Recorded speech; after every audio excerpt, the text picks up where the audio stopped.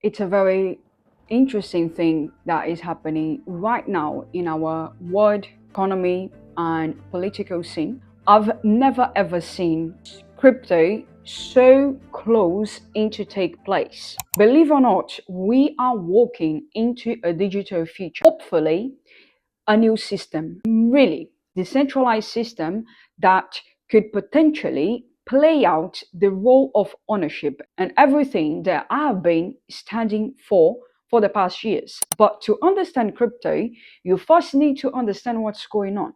And I'm not talking about the chaos, I'm talking a lot deeper about the banking concept. We need to understand the concept of banking, and I'm going to walk you through all the steps today in a very, very simple way. And I hope you can understand. So stick with me. To understand the future, we need to look at the past. Banking, it's a system that were meant to be a place to protect your assets. Someday, somehow, a person woke up and learned something about interest and said, you know what, I will provide a vote to people and they can place their stuff with me.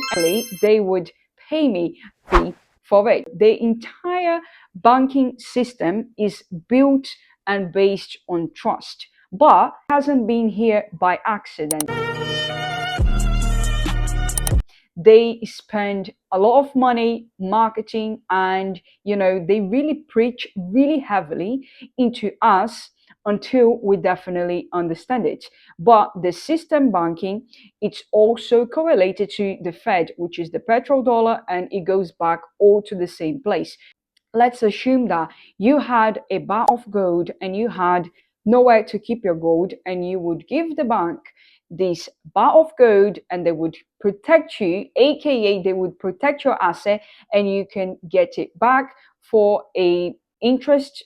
But things really changed down the road, so they kept the entire gold and never gave you the money back. This is a literally Ponzi scheme that has been playing out for years, and the centralized system aim to make it a bit better. However, before we understand crypto, you need to understand, first of all, why on earth would you keep your earning assets, your hard earned money, into someone else's house or into someone else's vote? You name it. It all comes back to trusting a middleman, an institution. I personally don't need anyone to keep my things because I am educated and capable of protecting my own things. But you need to understand things so you can also learn how to protect your own capital and learn how to protect your own asset. However, the centralized system, it's a different approach. Decentralized coins, the strongest decentralized system, you name it, they do have a better system than our current system. The entire banking concept, got to understand that to look into a different perspective. Just think about, why would I keep my things with someone, and for what and why and until when? Okay, you better learn how to take care of your financial life.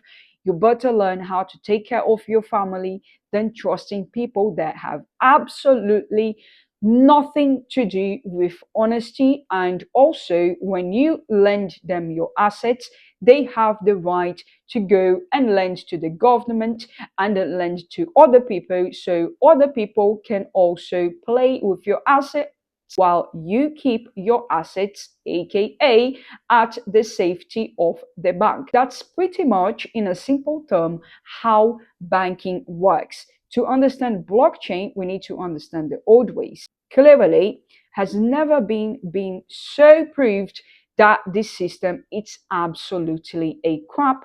We are walking into a very, very soon future where majority of people will use cryptocurrency and different systems. It's really up to us to build real ownership. That is the promise of the decentralized system. Ownership. Everything is about ownership, and you should own your own things. You cannot control your things. There is always going to be people who will control it for you. So I definitely advise you to study more about it before believing in third party people and middleman. However, I'll see you guys on the next one. Thank you so much. Bye bye.